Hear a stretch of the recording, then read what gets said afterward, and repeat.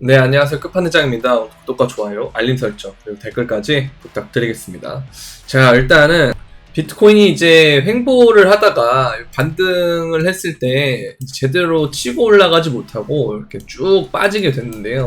이제 이렇게 되면 제가 이제 예전에 말씀드렸던 28,000 여기 있죠? 여기까지 이제 떨어질 가능성이 좀 높아졌다라고 보면 되고요.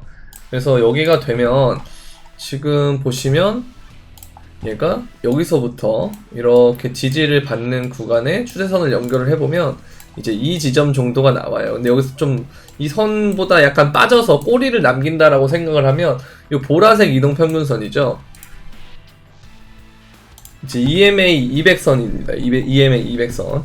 여기까지 이제 떨어질 수도 있어요. 그러면 이제 26,800, 뭐 27,000인데, 뭐 여기까지 떨어질진 잘 모르겠는데, 일단은 이 구간이 28,000 정도가 되거든요. 그래서 오늘 이렇게 쫙 떨어지면 뭐 27,500 뭐 이렇게 되겠지만, 근데 뭐 며칠 있다가 이렇게 갔다가 이런 식으로 떨어지면, 그러면 이제 28,000 정도 될 거거든요.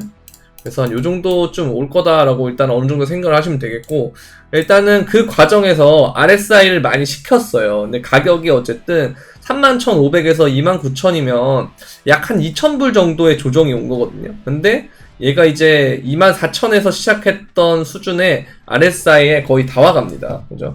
그래서 얘가 지금 보면은 지금 얘는 지금 41인데 여기를 보게 됐을 때는 한 36 정도가 되니까 요게 조금 더 조정이 이어지면은 RSI는 비슷한데 실제 가격은 저점을 높이는 그런 형태가 되는 거죠. 이런 식으로 조정이 좀 끝나지 않을까라는 그런 생각하고 있고, 일단 좀 더 기다려보면 좋을 것 같아요. 그래서 뭐 여기서 지금 자리도 일봉의 이제 MA 99일선인데 여기를 이제 지켜서 올라가는 가능성도 충분히 존재를 해요. 근데 지금 이런 식으로 보통 떨어지게 되면 이게 이러한 형태의 세기가 됐음에도 불구하고 여기 아래로 뚫었다라는 건 이건 지속적으로 좀 하락할 가능성이 좀 높지 않느냐 그런 생각이 들어서 일단 리스크 관리를 좀 해야 될 것 같고, 그다음에 우리가 이제 여기서 손익비 자체는 좋은 자리인 거죠. 그러니까 손절이 확실한 자리가 손익비가 좋은 자리인데, 뭐 예를 들어서 이 구간이 깨지면 난 손절을 할 거다라는 게 뭔가 명확하게 보이면 이제 그런 자리는 손익비가 좋은 자리긴 한데요. 이거는 이제 매매 성향의 차이일 것 같아요. 내가 손절 자체를 되게 불안해하고 좀 짜증이 난다. 그러면 이제 이런 자리는 노리지 않는 게 맞고, 그것보다는 조금 더 가능성이 높은 자리가 이제 이 자리이기 때문에 28,000대를 노려보는 게 좋을 것 같고, 이제 그게 아니면은 여러분들이 이제 좀 어느 정도는 내가 감당을 할 수 있다. 뭐 29,000이나 28,900 정도를 손절 라인으로 잡고 이렇게 매수를 한번 해보는 것도 괜찮겠죠. 근데 다만 너무 많이 큰 비중은 실을 필요가 없다. 이제 그런 생각이 들고요.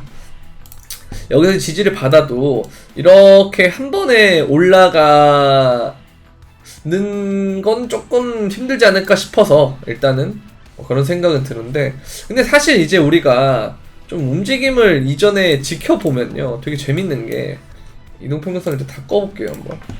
근데 보면은 여기서 이렇게 떨어진 다음에 극한으로 떨어진 다음에 엄청난 반등을 올렸고, 이렇게 비비면서 떨어진 다음에 마지막에 돼서는 또 이렇게 오르는 거 보면은 항상 이 조정은 길게 가고 이 조정을 끝내는 그러한 상승은 굉장히 짧게 오는 이제 그런 패턴으로 가고 있지 않느냐 그런 생각이 좀 들어요. 그래서 이걸 보면 원래는 제가 이제 이런 식으로 이렇게 세기를 그리긴 했는데 어찌됐든 간에 이러한 모양이 될 수 있지 않나라는 생각을 하거든요. 이렇게. 그러니까 A, B, C, D, E 이런 식으로 해서 이 어센딩의 모양으로 올라가지 않겠느냐라는 생각이 좀 들어서 이제 이런 모양이 있다. 이게 좀 비슷한 모양을 우리가 한번 찾아보면, 이게 지금 비슷한 모양 우리가 한번 찾아보면 이제 이런 모양을 또 볼 수가 있어요. 이게 코로나 빔 때도 보면 이게 되게 많이 나왔거든요. 그러니까 바닥권에서 계속 이러한 이제 어센딩 형태, 그리고 여기도 좀 어센딩 형태였고 이것도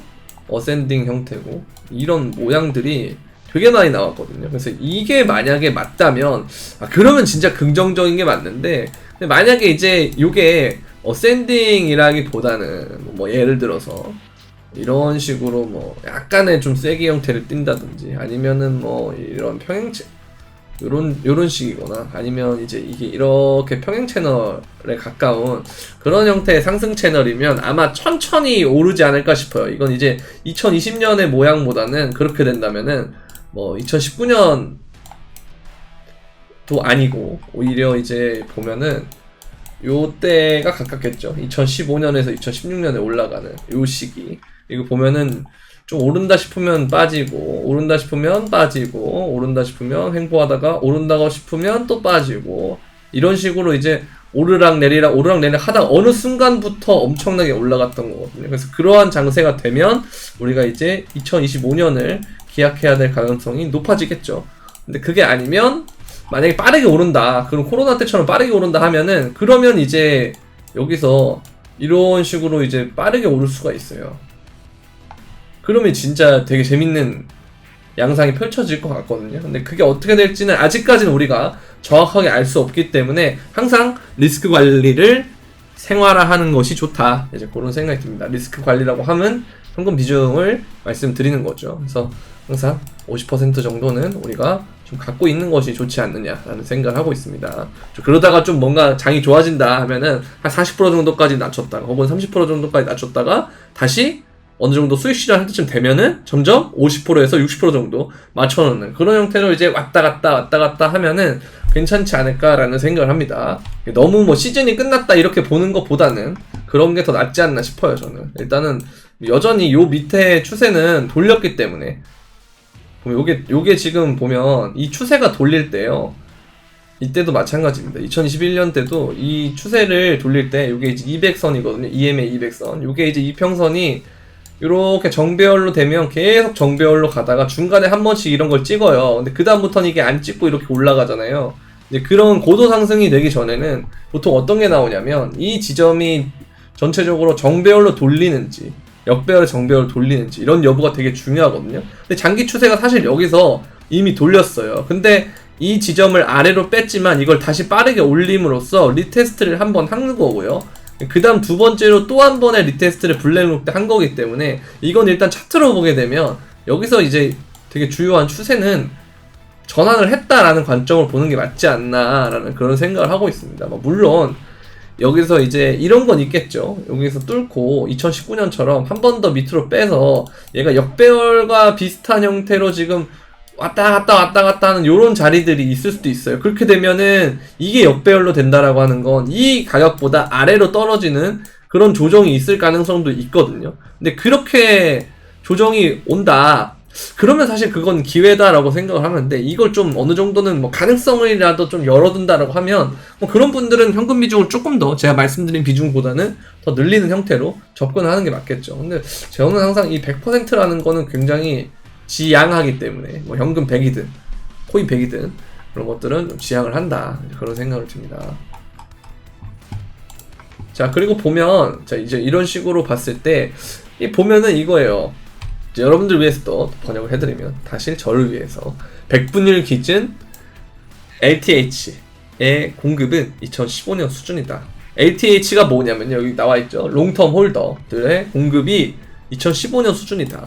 되게 높다 이거예요. 이게 사실은 이게 2019년과 2020년 때보다도 지금이 높다라는 겁니다. 이게 이제 2015년 때였고 이 지점에서 얘는 횡보를 하다가 올라갔다 이겁니다. 근데 이게 결국은 가격이 오르면서 이 비율이 낮아지거든요. 그래서 이게 지금 고점의 형태로 가고는 있는데 이게 꺾여서 이렇게 추세 변곡이 되면 그때부터 본격적으로 고도 상승이 일어날 수가 있다라는 겁니다. 그래서 아직까지는 좀 우리가 움직임이 더딘 게 이런 부분들이 있지 않겠느냐. 근데 물론 우리가 만약에 2015년이 맞다면 그럼 이제 여기 구간이 만약에 맞다면 그러면 이제 이게 오른 게 이 지점이고 요렇게 가는 게 이런 식으로 또 갈 수도 있긴 있어요. 근데 그래도 이 저점 여기 저점은 보면 2015년에도 보면 이게 깨지지 않았단 말이죠. 그럼 이게 이런 식으로 갔다가 올라갈 수도 있다라는 거죠. 그러면 이 지점은 결국 주요한 매물대에 나라는 겁니다. 그래서 제가 아까 말씀드렸던 이동평균선 그 200선 밑으로 하회를 하면 그거는 기회를 잡아야 된다라고 생각이 든다라는 거죠. 그래서 우리는 일단 거기까지 어느 정도는 생각을 하되 지금 가능성을 봤을 때는 조금 아직까지는 조금 희박하지 않느냐라는 생각이 든다라는 거죠. 그래서 일단은 요 추세를 돌리는 게 굉장히 어렵기 때문에 이 장기 추세를 돌린 것은 굉장히 긍정적이다. 그리고 여기서 리테스트도 한번 했고 또 했다. 한 번, 두 번까지 했기 때문에 이거는 이 부분에서 마무리가 되면 좋겠지만 그게 안 된다고 하더라도 아까 말씀드렸던 추세선 다시 한번 그어볼게요. 여기서부터 이어지는 이 추세선을 쭉 연장을 하면 한 28,000 정도 부근에서는 좀 지지를 받을 가능성이 높다. 그렇게 보시면 될 것 같아요. 그래서 이거를 좀 잘 보시면 좋지 않을까 라는 생각이 듭니다. 그래서 저는 이제 개인적으로 이게 어센딩이 됐으면 하는 바람이긴 해요. 그래서 저는 항상 무슨 생각을 하냐면 이게 2023년이 저는 계속 2022년 말부터 2023년 초까지 경기 침체를 너무 많이 사람들이 예상을 해서 이거는 오히려 소프트 랜딩이나 아니면 이제 무착륙이라고 그러죠. 그러니까 노랜딩. 그러니까 아예 뭐 경착륙이나 연착륙도 아니고 그냥 이거 경기 침체도 아니다. 무착륙이다. 뭐 이런 형태로 올 가능성이 있다라고 하면서 제가 기술주에 대한 얘기를 말씀을 드렸던 것 같아요. 그리고 이제 캐시우드의 시간이 온다. 버핏이 아니고 다시 캐시우드가 주목을 받을 때가 됐다. 너무 많은 억가가 있었다라는 말씀을 드렸는데요. 이제 그것처럼 마찬가지입니다. 지금은 사람들이 무슨 얘기를 하냐면 이 무착륙에 대한 얘기를 계속을 하고 있어요. 아예 경기 침체 끝났다. 소프트 랜딩이다. 이런 얘기를 하고 있거든요. 근데 저는 이제 이럴 때가 오히려 경계해야 될 때라고 봐서 2024년에 상반기가 저는 되게 위험할 거다라고 생각을 하거든요. 상반기. 이때가 되면 사실 뭐가 나오냐면 이제 금리가 동결해서 인하로 바뀔 때예요. 그래서 요때가 저는 되게 위험하다고 생각을 하거든요. 자, 그러면 보통 이게 반영이 6개월 정도 선반영이 된다라고 했을 때 그러면 올 연말이나 아니면 빠르면 뭐 9월에서 한 11월 정도쯤에는 뭔가 그 주시장에서 반응이 나올 가능성이 있어요. 그래서 지금 이게 정말 이 피날레가 되려면 아직까지는 저는 조금 더 지나야 된다고 생각하긴 하는데 그래도 지금 좀 약간 경고등이 조금씩 켜지고 있거든요.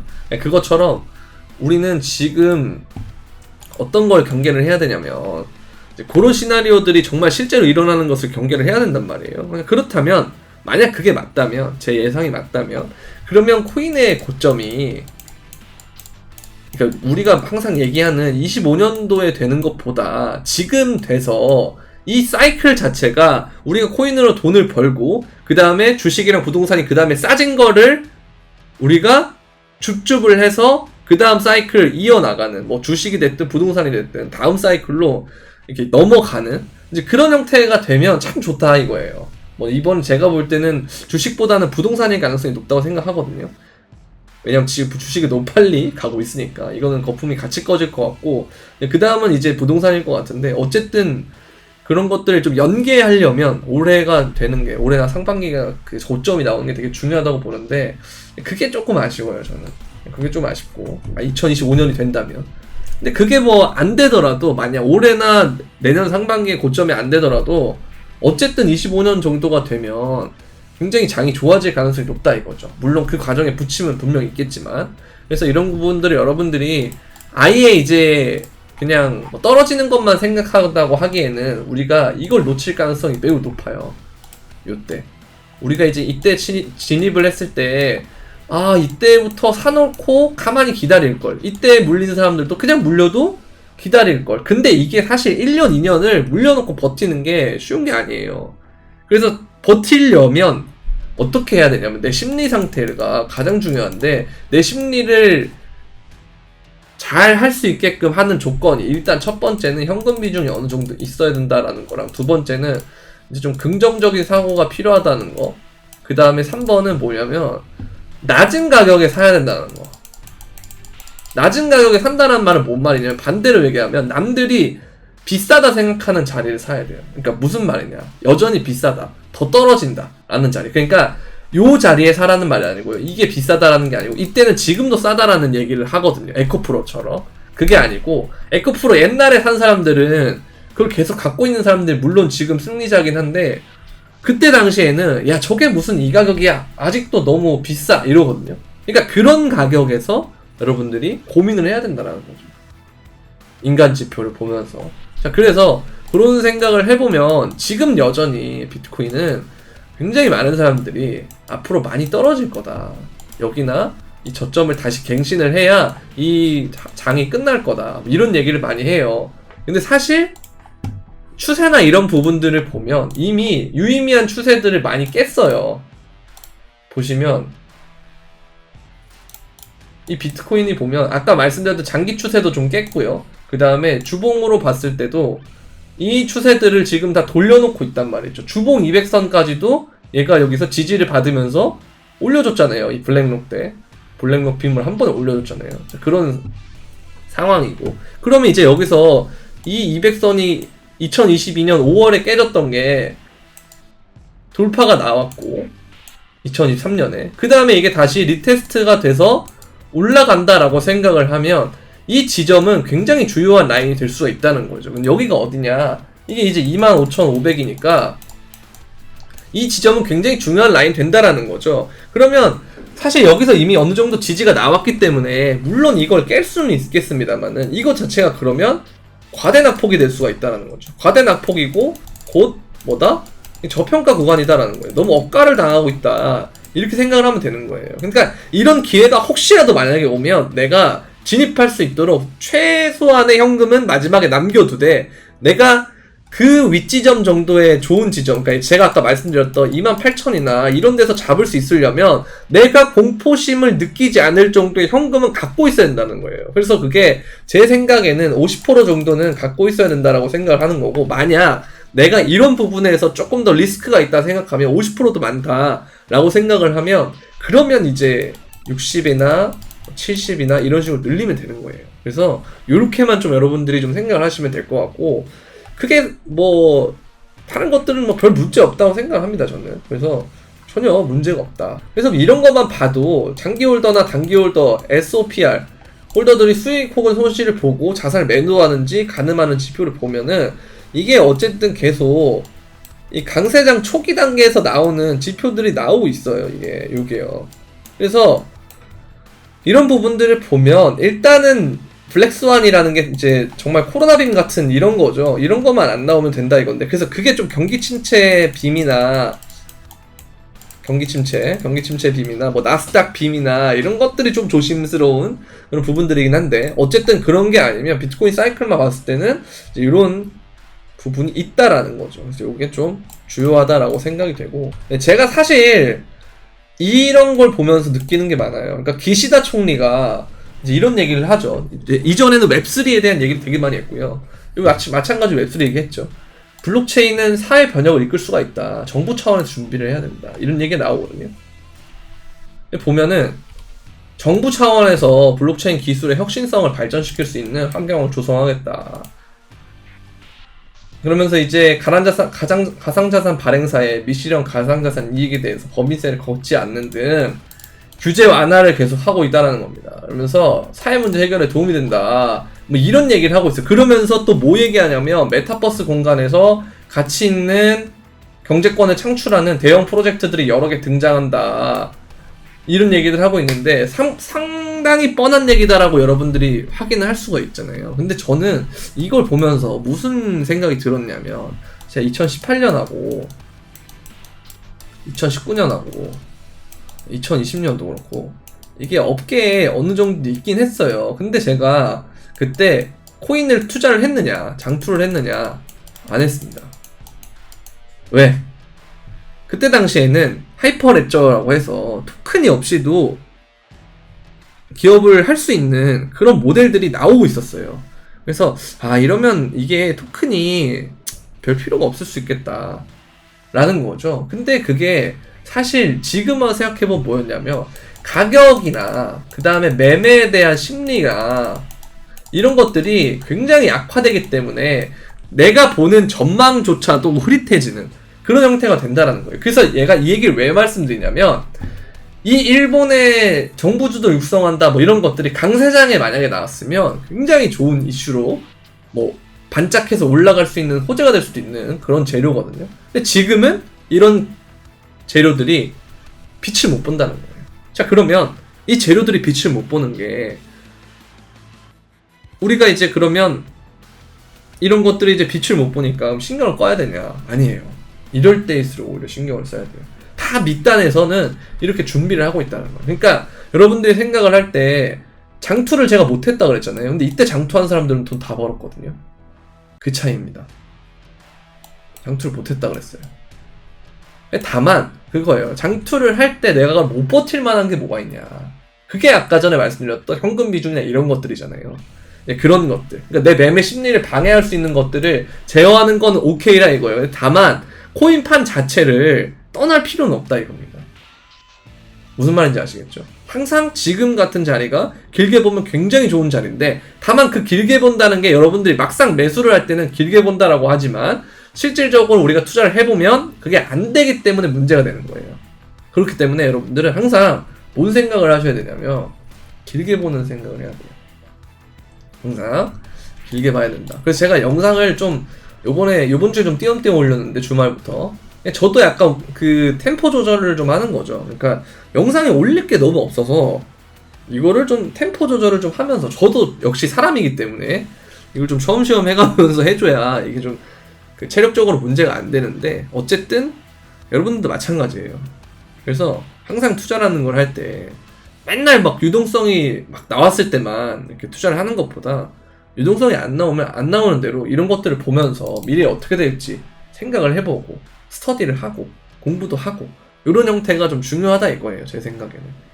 그래야 이게 나중에 여러분들 길게 투자할 수 있는 원동력이 된다는 겁니다.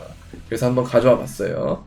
국가적으로 이거를 이렇게 딱 패러다임을 바꿀 수 있을 만한 그런 기술로 선정하고 육성한다라고 하는 것은 굉장히 중요하다라는 겁니다. 앞으로 정말 중요해질 거다라는 거예요. 물론 근데 그런 건 있죠. 내 코인이 올라가냐 떨어지는 거냐면 조금 관련이 없을 수 있어요. 내가 막 이상한 코인을 들고 있다면. 그런 것들을 여러분들이 가려야 되기 때문에 그런 것들을 가릴 수 있을 만한 스터디를 또 하는 것도 굉장히 중요하다는 거죠. 근데 그런 것들은 여러분들이 상승장 때는 이걸 할 시간이 없어요. 왜? 내가 공부하고 있는 동안 공부하고 사야지 하는 동안 그 공부하는 기간에 올라 있거든요. 그래서 문제인데 이걸 하락장 때는 어제의 가격이나 오늘의 가격이나 그대로거나 아니면 더 떨어져 있거나 그렇잖아요. 물론 지금 하락장인 건 아니에요. 조정장이죠. 이런 때 여러분들이 공부를 해야 된다 이겁니다. 그렇게 보시면 되겠고, 자 그리고 업비트를 좀 보면요 아직까지는 특별한 움직임은 없는데 제가 여러분들한테 말씀드리고 싶은 건 뭐냐면 알트들의 거래량을 한번 보잖아요. 근데 아무거나 한번 켜보세요. 카이버를 예로 들어볼게요. 자 그러면 얘가 일봉으로 봤을 때 이 거래량이 지금 가장 큰 거래량이 떠 있어요. 아직 주봉에서는 가장 큰 거래량은 아닌데요. 일봉 기준으로 보면 이렇게 크게 한번 보잖아요. 그러면 얘가 가장 높은 거래량이 떠 있거든요. 여기. 근데 이게 얘네 이 코인만 있느냐 하면 그것도 아니에요. 이 저점 부분에서 이걸 박스의 영역으로 설정을 해보면 이렇게 큰 거래량들이 많이 떠 있다. 이건 이제 추후에 매집으로 작용을 할 수 있다 이거예요. 다만 그게 발산이 되기까지는 좀 시간이 걸릴 수 있지만 여러분들이 어쨌든 그런 것들 좀 버티면 되게 좋은 애들이 많다 이거예요. 알트장이 올 가능성이 있다 이런 얘기죠. 자 그리고 마찬가지로 뭐 다른 코인들을 한번 스르륵 한번 볼게요. 그래서 여러분들이 좀 주목해야 될 거는 제가 말씀드렸던 것들이에요. 그러니까 카이버처럼 이전 시즌보다 훨씬 더 압도적인 거래량들이 최근에 뜨는 거, 그런 것들을 이제 추후에 알트장을 대비해서 생각을 해야 될 것들인데, 여러분들이 이제 옛날부터 있었던 코인들을 보면 웨이브도 마찬가지예요. 웨이브도 보면 지금 이 6월 달에 일어났던 거래량이 가장 크거든요.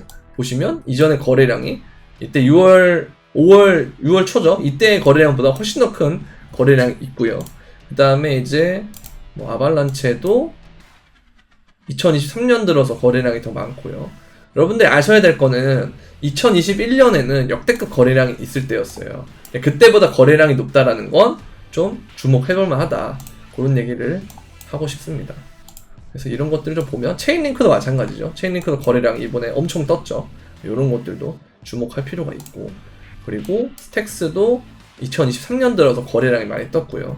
이런 것들을 여러분들이 하나둘씩 뚜루룩 눌러보면 뭐 어려운 거 없잖아요. 그냥 막대기가 길냐 짧냐, 2011년 때보다 긴 거냐 짧냐, 이런 거만 보면 되는데 어렵지 않아요. 그러니까 그런 것들 리스트를 쭉 추려놓고 얘들 중에서 또 세부적으로 차트를 봐야겠죠. 근데 그런 것들 좀 보면 아, 이게 다가오는 알트장이 언제일진 모르겠는데 뭔가 알트장이 한 번 더 올 수는 있겠구나. 그러니까 우리가 2021년을 기대했던 그런 알트장보다 뭐 더한 알트장이 온다거나 이제 그런 장이 올 수도 있겠구나. 왜냐면 제가 2019년 20년 얘기를 자꾸 왜 하냐면 2019년에 진짜 매매 심리가 최악이었을 때 그런 얘기들이 많았어요. 아, 이거 2022년이나 2021년이나 이럴 때 반감기가 온 다음에 사이클이 돼도 예전 같은 알트장은 안 나올 것 같다 그랬는데 여러분도 2021년에 겪은 거 아시죠?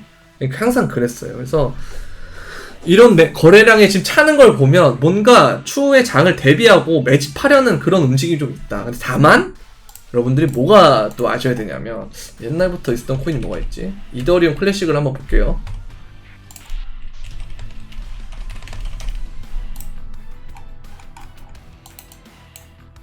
얘를 이제 보잖아요. 그러면 여기 이렇게 지금 거래량이 떠있죠. 이게 2021년 고점에 썼던 거래량인데 이걸 이렇게 당겨서 없애면 요때 막 거래량이 떠있어요. 2018년에도 뜨고 그 다음에 또 언제 떴냐면 요때 뜹니다. 요때 이게 뭐냐, 2018년이나 2017년부터 이렇게 거래량이 많이 떴는데 요때도 정말 역대급 암호화폐 상승장이었단 말이에요. 근데 이거를 앞지르는 거래량이 언제 나오냐면 2020년 말 그리고 2021년 1월에 나오는데 이때는 상승이 그닥 크지 않아요. 보면은 반짝 올랐다 쭉 빠지거든요. 근데 매도의 흔적이 별로 없어요. 이런 것들이 보통 매집 차트라고 그러는데 그 다음에 굉장히 횡보를 한 다음에 그죠, 한 달 넘게 횡보하고 움직임 나오고, 근데 이때는 거래량이 없습니다. 그럼 이때 안 팔았다는 거죠. 근데 또 가격이 빠지니까 또 횡보를 하고 그 다음에 2011년 4월 달부터 되면서 엄청나게 올라주고 한 번 또 빠졌다가 쭉 오르는 뭐 이런 식의 패턴이 됐었는데요. 어쨌든 여러분들 제가 말하고 싶은 게 뭐냐면 결국 이런 것들이 있으면 그 다음에 이런 움직임이 나올 가능성이 있다. 근데 그까지의 시간이 제법 걸린다 이거예요. 언제가 될지는 모르는데 이런 장세가 올 가능성이 있다. 그래서 이런 것들 여러분들이 잘 파악하면 좋을 것 같아요. 그래서 좀 기다림이 필요하고, 그리고 그 기다릴 만한 여러분들의 그 심리적인 세팅, 현금 비중이라든지 아니면 이런 것들에 대해서 찾아내는 공부라든지 여러 가지 것들을 할 만한 시간적 여유가 될 때 하는 게 좋다라는 겁니다. 자, 오늘은 일단 여기까지 하겠고요. 그동안 이제 3일 동안 영상을 안 찍어서 오늘도 영상을 길게 찍었는데 도움이 되셨는지는 잘 모르겠지만 어쨌든 저는 이만 여기까지 하도록 하겠습니다. 도움이 되셨다면 구독과 좋아요, 알림 설정, 그리고 댓글까지 부탁드리면서 그럼